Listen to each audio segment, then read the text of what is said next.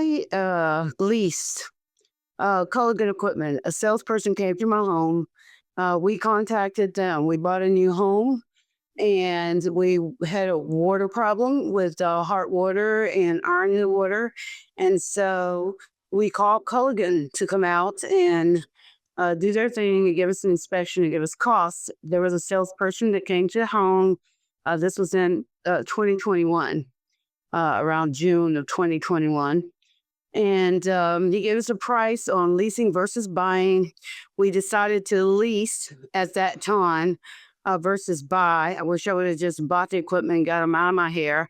I never trusted Culligan from things that I'd heard before in the past. Let me state that by saying I am a real estate broker. So I deal with vendors who deal with real estate on a regular basis, all types, residential and commercial. So I am familiar with Culligan, and I do know that they had a number of complaints. However, my husband suggested we just, because we couldn't live in the house because the water was that bad. It's $1 million home, $1 million plus home, but the water was really bad. It's on well water. So anyway, we went with Culligan. We said that we were going to lease. I put it in my name. They ran whatever it is that they run, and they came back and gave us an installation date. The first thing that I noticed is when they came to install, they did not use a certified licensed plumber. The person that installs have to have certification because you're changing your direct plumbing. That's why it has to be permitted. Anything that happens to your home that actually changes direct plumbing, electrical, HVAC, it has to be permitted and it has to be installed by a licensed, certified technician. The technician was not licensed or certified that installed it.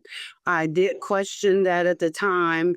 They said that they were running behind, that this guy had 20 some years of experience. I told him it was no excuse, but the guy had already installed it. The reason I know that he did not have it is because I asked him to show me his license, which he could not. Um, Given that they had gave us this song and dance, the salesperson about how we bought all of this equipment, filters. There's like 4 different pieces of equipment, Blu-ray technology, that was like $8,000, $9,000 was equipment that it would take care of the problem. So we leased all of this equipment at $250 a month for a 5-year period. And at the end of that 5 years, we could purchase the equipment for the $750 deposit, which we paid when we started the lease. So in other words, the $750, they just keep that at the end of the 5-year lease, should you want to keep the equipment. So we leased it. The second issue, other than not having a licensed technician, was everything that they told us was not true. It did not work. It did not pass the water test. We bought out the county water company to test the water. It still had really high levels of iron and other chemicals that did not pass. It did not do what they told us that it would do. We had a piece of equipment already in there that the previous owner had, which was a filter. And they told us we didn't need that filter. That filter cost about $300. So they took it out. And then, and the purpose of that filter was to catch really fine particles that went through. And so they said we didn't need that. What was that $8,000, $9,000 was equipment we leased. So they took our filter out and they didn't leave it. It didn't belong to them, but they didn't leave it. They took it with them. And then when it didn't work, when they were not successful, when failure after failure kept coming back on the water test, and we did have their manager out, we had their technical manager out. I have all the documentations where it failed again and again. So the manager signed our statement saying that we would not have to pay for the equipment until the water passed the test satisfactory. So I said, okay, we couldn't live in the house because we couldn't drink the water. I wasn't going to bathe in that water or anything. So we just did not move into our house for like almost 4 months. It was actually 4 months and 2 days. And so finally, at the end of that period, after bringing back our piece of refined equipment that they took out, it actually worked, which makes me wonder if that's all I really needed anyway. Okay, because when they bought that back, it actually worked. Then when they bought that piece of equipment back, they tried to charge me $299 for my equipment that they took out, and I said, "Hold on, this was my equipment that you took out. So I'm not going to pay for equipment that was mine because you never should have taken it." So they removed that from the lease. Then they start charging me. They sent me outrageous bills for like $2,000 or $3,000. And I was like, what is this about?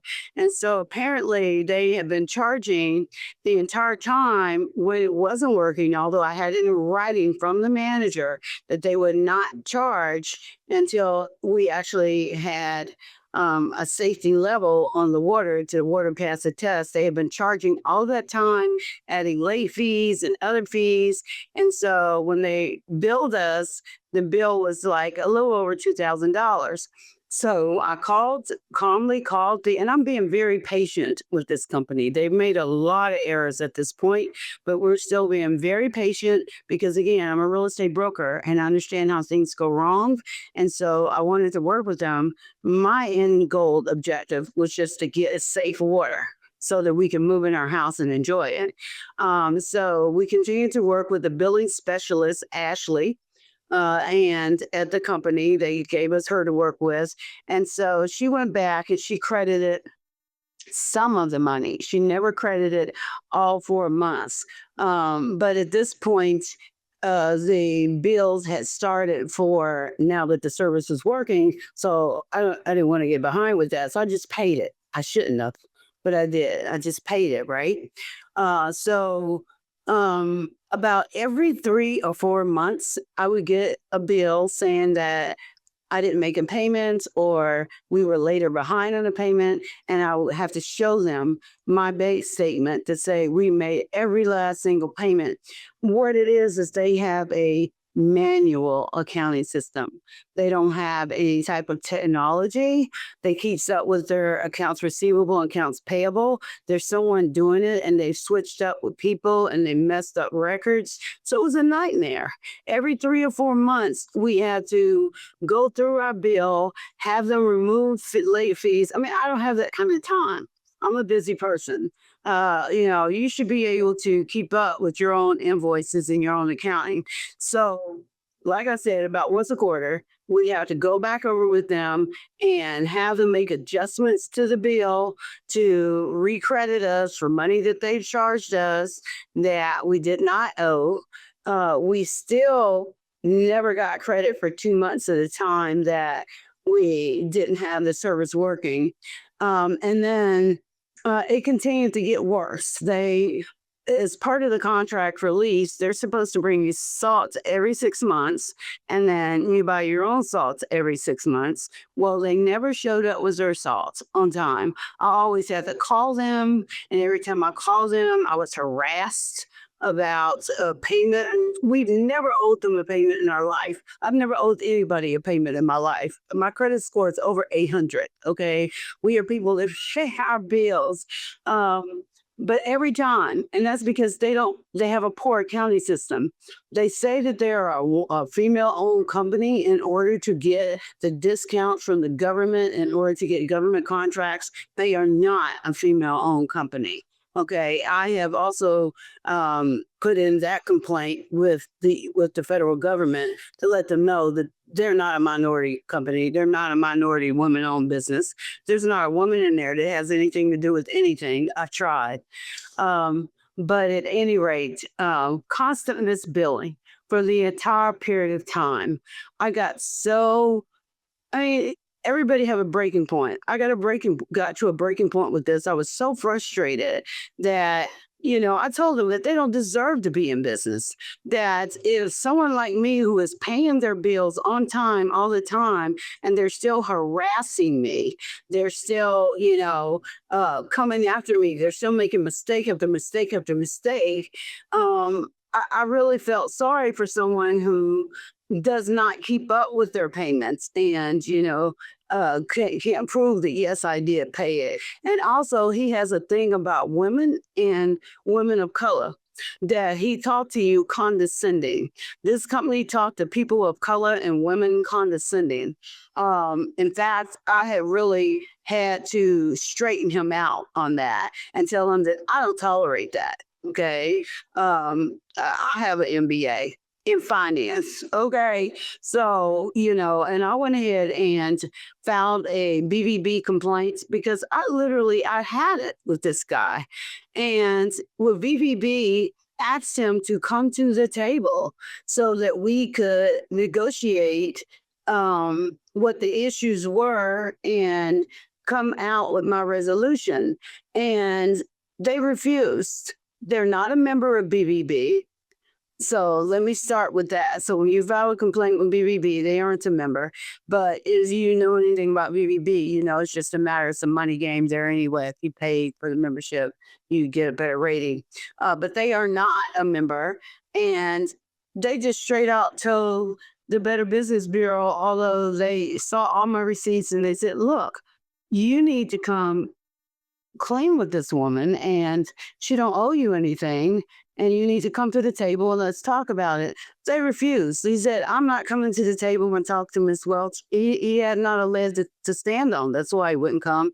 He said, because we've treated her fairly, so I'm not coming. And so he just absolutely shut it down, refused to come. When I asked for, let me tell you how bad, they don't keep up with accounting. They don't keep up with paperwork. I have every piece of paper for the entire term of the agreement, including salt deliveries that were signed. When I filed the claim with Better Business Bureau, I asked them, they sent in a contract, a copy of the contract. The contract that they sent in did not have any signature on it. I said, this is not a signed contract, so it doesn't count. Tell him to send in a signed contract. He has a contract with me. Let's see what the contract says. Let's see my signature on it. He sent back a contract. He didn't know that my husband's name wasn't on it, apparently. And my husband had signed for salt delivery before at our house. And so he took the signature now this is criminal. Okay. This is forgery. This is criminal. He took the signature that my husband had signed from a salt delivery, copied and pasted it onto the contract. I have the original contract with my signature on it. My husband's signature is nowhere on that contract. And then he sent it back and he tried to send an email to my husband, trying to get my husband involved. And my husband said, look, I'm not on that contract. You need to cease and desist and contacted me at all. So he's trying to avoid me is what he's doing. And so, he never responded to that. I said, this is forgery. I said, thank you for sending me a copy of forgery because this is straight out forgery and it's criminal. Okay. In addition to that, I just went ahead and just kept on paying them. And still every 3 or 4 months, I had to go back over the payments with them. So pretty soon I just got sick of it. We're 6 months out from the end of the contract. I said, I cannot deal with you anymore. Things had gotten so frustrating. He was sending me messages that was irate. I was sending him back hostile messages as well because he was driving me insane. Okay, I told him you need to go to hell with the rest of the criminals like him. Yes, I did tell him that. And that's exactly what I meant and felt. He pushed every button that I have in me. And anybody knows I'm the most patient person in the world. Okay, but we're 4 years in and I'm still dealing with all of this misservice, with this condescending and harassment type conversations, when discriminatory behaviors and acts. And then, I just had it. So when I sent him the email, I said, you send me whatever it is that you believe that we still owe on this contract. And let's sort through this. And then I never want to see you again. Just send us the copy of the title and the deeds. Because this isn't a matter of money for us. Okay. This was a convenience at the time that I shouldn't have taken because of the person that I was dealing with, because of this company. Stoner Enterprises, do not use them. They lie, they cheat, they commit forgery, and they cannot be trusted. And they don't have a reputable accounting system, and it is not a female-owned company. And further, they do not use licensed technicians to install. So therefore, it is not up to Maryland code, and probably the same is applicable in Virginia. But at any rate, when I sent him that, he sent me back a really nasty email, um, uh, telling me that bullying me basically. And I told him, just send me whatever we owe. I just went, well, since you are impossible to work with, well, we decided that we'll just come and get the equipment if you don't want it. Is he insane? I have paid over $8,000 over 4 years for this equipment. I am 6 months out. I only owed him 2 months. And do you think I'm going to let him come and take the equipment and take my $9,000, $10,000? I don't think so. So I told him that's absolutely out of the question. And that's what I sent him back. I said, you must be insane, because there's no way I'm going to pay you $10,000 and give you the equipment.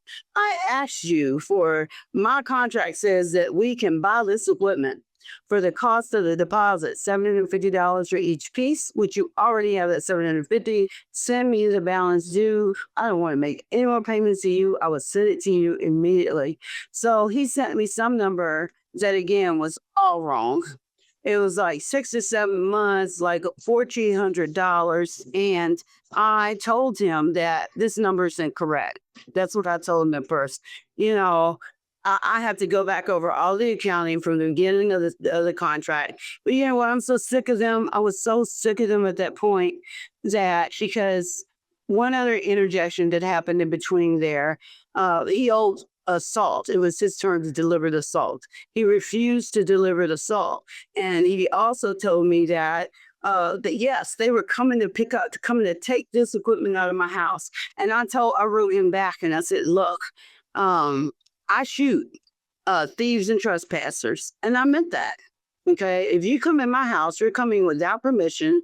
And if you come in here to take something, then you're subject to be treated like you're breaking an entry. Okay. Because you're uninvited. And so he wrote me something back saying, well, I'll just come to your house with the police when they deliver the salt.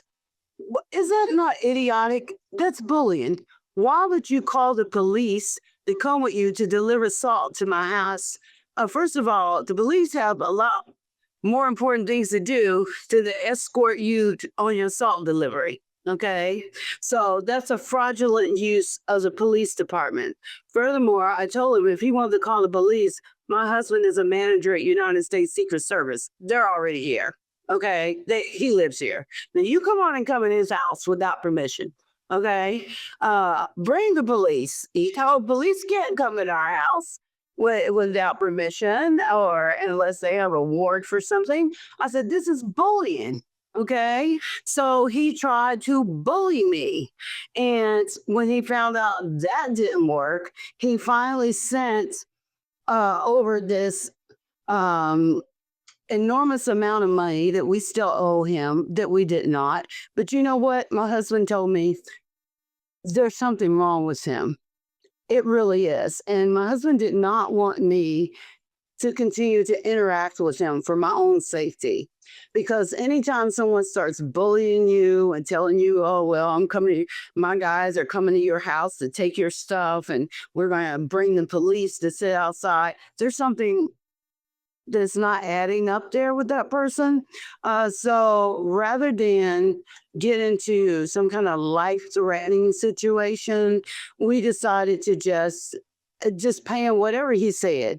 Even though we didn't owe it to him, we just paid him whatever he said. I told him never communicate with me again. Anything that you have to communicate with me should be my paid in full receipt, and which I know he got it because it went through my bank account as usual. I have everything go through my bank account so I can have receipts. I said, but send it to me via snail mail, UPS.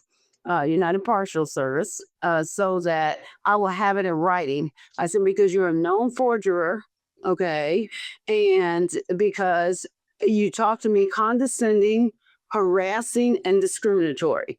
So any communications from you from this point forward must be in writing and must be sent via US mail. And that was the last communication that I sent to him. He tried, and then I contacted the president of the company, the COO's office. And let me tell you, they contacted me back as though that they were really concerned at the international company for Culligan and office of the COO. And a gentleman called me and he said, "Oh, yeah, I sent the BBB complaint because it's the most thorough and detailed." And he called me, he said, "Oh, yeah, I can't believe that, this has occurred. And no, this is not the company's motto." And, I already understand that they're a franchise. Okay, they're franchisee, but still, uh, Culligan owns the brand. That's the way franchises work. They own the brand. In order to use their brand, there are certain things that you must abide by or they can take their brand. McDonald's a franchise, but if they want to keep using Big Macs and quarter pounders, okay, and their language and their tools and their technology, then they have to follow the rules of the brand. And the brand for International Culligan is not what we experienced. That included forgery, non-licensed installation, and misguided accounting, as well as harassment and discrimination. And so the president said, I said, the main thing is I cannot talk to this gentleman anymore because he is, and calling him a gentleman was really a struggle because, he is nothing but a harasser and a bully person. But I told him I can't talk to this person anymore. So if you could, be a mediator here and talk to him and here's what I want. And basically, what I wanted, I really feel like they owe me my money back because they don't have a contract signed by me. Let's start with that. The one that they have is forgery. It's signed by my husband. My husband never signed a contract with them. Second of all, for all the harassment and overcharging, but I know that they aren't going to give me the money back. I'll keep the equipment. I want the money that they owe me. The fees that I paid, the late charges, the extra payments, and the money that I paid when the equipment was not working. I want that money back. I also want the title to the equipment and any warranties and guides that go with the equipment so I can know what I have and what the parts are and who the manufacturers are, So there's guidebooks that come with it when you purchase it. I owe them absolutely nothing. And the COO president person, whose name was Scott, told me that that's fine, that he would do that, he would contact the company and then he would get back with me. 30 days later, that's when I heard back from PissedConsumer and they said, "Well, they never got back with you. Do you want to, try again?" I said, "No, I'm working now with the CEO of the company and the president, and I think I'm going to get something resolved." And um, he disappeared on me. So I sent him a couple different emails because I had his email and his direct phone number. He did pick up on the phone. And I said, it's been 3 weeks, almost 30 days. I have not heard a thing from you. He said, "Well, I talked to them." His whole attitude changed from the guy that first talked to me to who he was now. He's like, "Well, I talked to Stoner, to Mark Stoner." Mark Stoner. I remember that name. This guy is a crook, a scammer, not a nice person. But he said he talked to Mark Stoner and told him that Mark's been sending him emails back and forth. I said, "I can't validate what you talked to Mark about and any emails that he sent because the guy's a forger and emails could easily be forged." I said, "But what I can tell you is I have my accounting receipts and that's what I sent you. And these came from my bank account. Okay. This is fact. This is the money that they owe me." And he said, "Well," and I said, "It is 30 days and I haven't heard back from him anyway. And he knows he has to send me something via postal mail."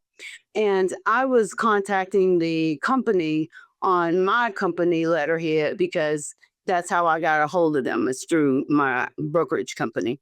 And because it's easier to get like vendors' information.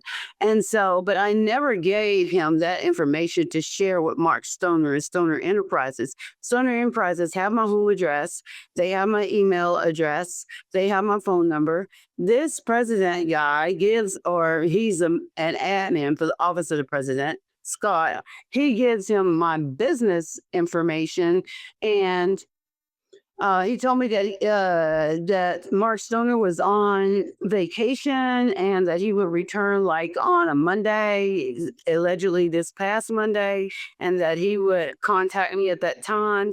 Well, 2 days after I hung up from him, or the next day actually, and that was a week ago, Mark Stoner sent an email to my business account. Now, he has already been blocked from sending emails to my other account. I had no idea he had my business account. My business account is not solely mine. It's the business account.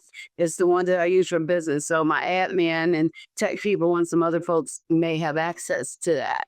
And so they don't need to, this is my personal account. They don't need to be involved in that.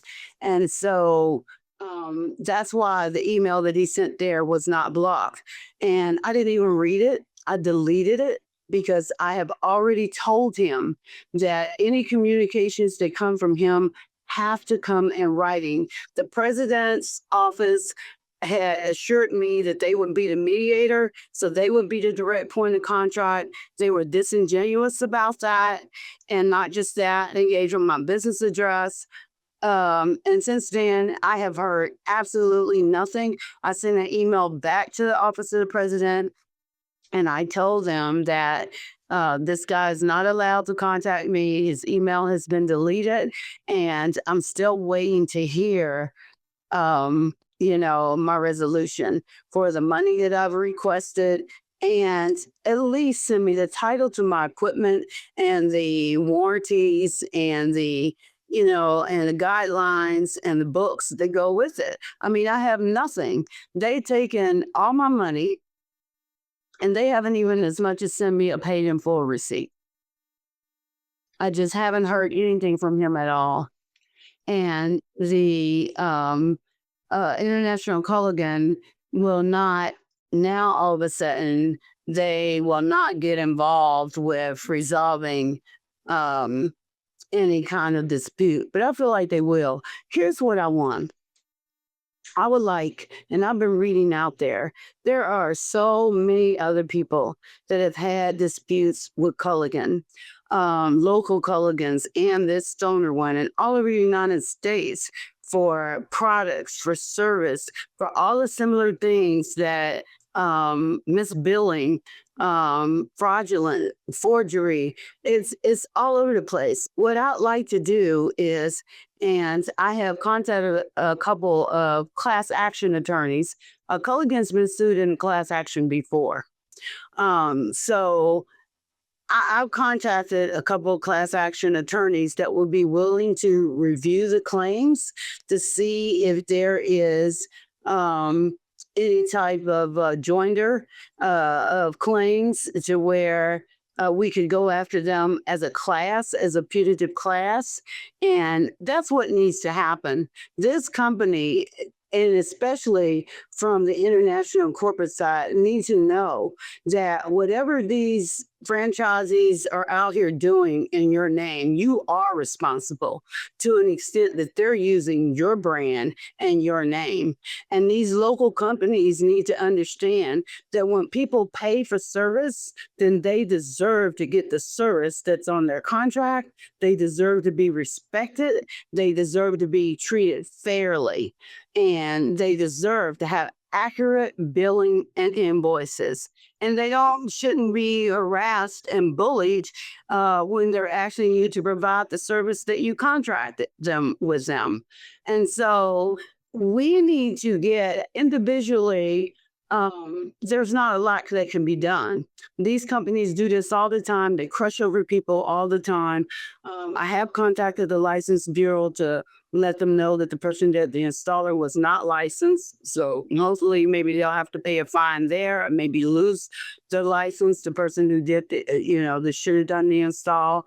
And I have also tried to contact other Culligan users, and that's what I want.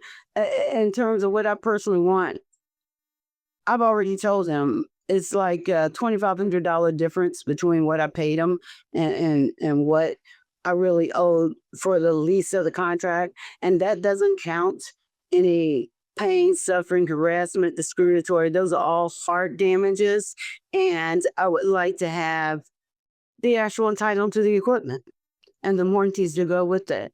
And I'd like to see him sued from a corporate perspective down. I think Culligan needs to be sued. I think there's enough people out there that they are not treating fairly, that they are abusing, that just really don't know where to go or where to turn. I think we need to have an attorney review, because what I see is that there is room for a class action. And if anybody's interested, they can contact me at clywelch@gmail.com. And that's Charlie Lima Yellow, W Water, Echo Lima, Charlie Harry, okay, at gmail.com. So CLY Welch at gmail.com. For anybody that has any complaints